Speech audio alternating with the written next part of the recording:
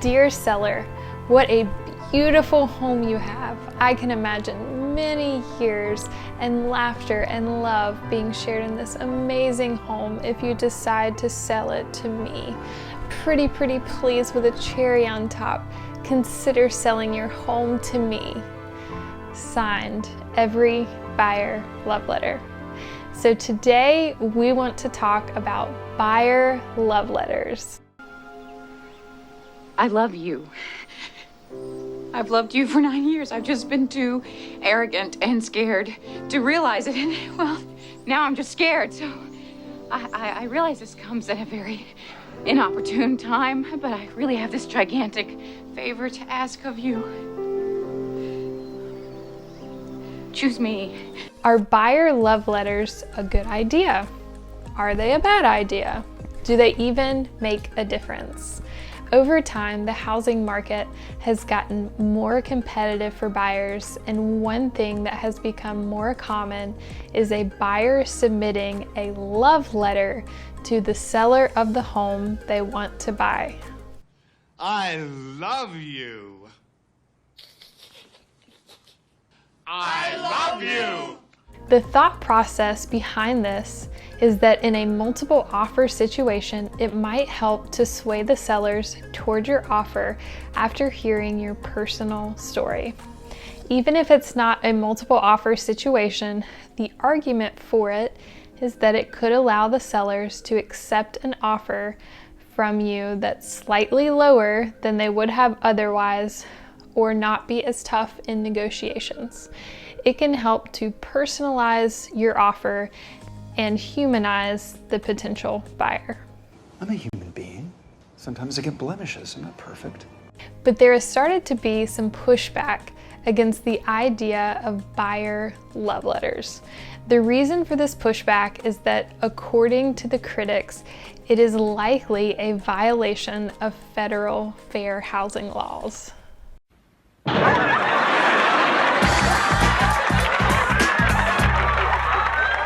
The Federal Fair Housing Act prohibits housing discrimination on the basis of race, color, national origin, religion, sex, familial status, and disability, and in some states also prohibits housing discrimination on the basis of sexual orientation and gender identity. For instance, if you said in a letter that you could picture your kids laughing and playing in the backyard, that would be a violation of fair housing laws, because familial status is a protected class. And so informing the seller, even indirectly, that you have kids is a violation when writing a letter with your offer. None of those protected classes can be taken into account when making a housing decision to ensure that wrongful discrimination is not taking place. And those opposed to the buyer love letters argue that it is nearly impossible to write one without mentioning at least one of the protected classes. Because of this, there are some listing agents that won't even accept buyer love letters in order to protect themselves and their clients. Sellers that discriminate can be faced with fines in the tens of thousands of dollars, and agents that discriminate can lose their license over it. Wow. Wow. In fact, Oregon passed a law effective 2022 that prevents buyers from sending letters to the seller to affect their decision. There could be other states that follow suit, or not. Either way, it does seem that with the legal risk associated with it, there is a growing caution among many surrounding the issue of buyer love letters. So what should you do if you're a buyer looking to purchase a house in this market?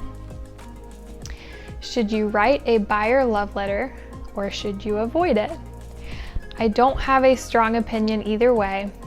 although they're a little overplayed right now and can sometimes come across as inauthentic, it still might not hurt your chances in getting an offer accepted. But if you do write one, you need to make sure it complies with fair housing laws to protect you and all involved.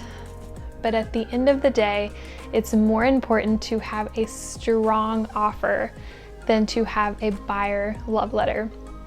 The buyer love letter just isn't strong enough to help a weak offer.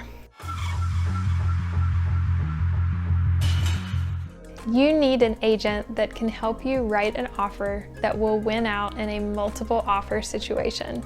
And you need an agent that communicates well and knows how to make things easy on listing agents so that they'll want to work with your agent and want to get your offer accepted. As a buyer, you're not guaranteed to win out in a multiple offer situation, but having a great agent makes a huge difference. If you're looking for a realtor in the Fayetteville area, we would love to help you out. Feel free to call or message us anytime. Thanks again for watching, and be sure to subscribe to the channel so you don't miss out on any awesome content.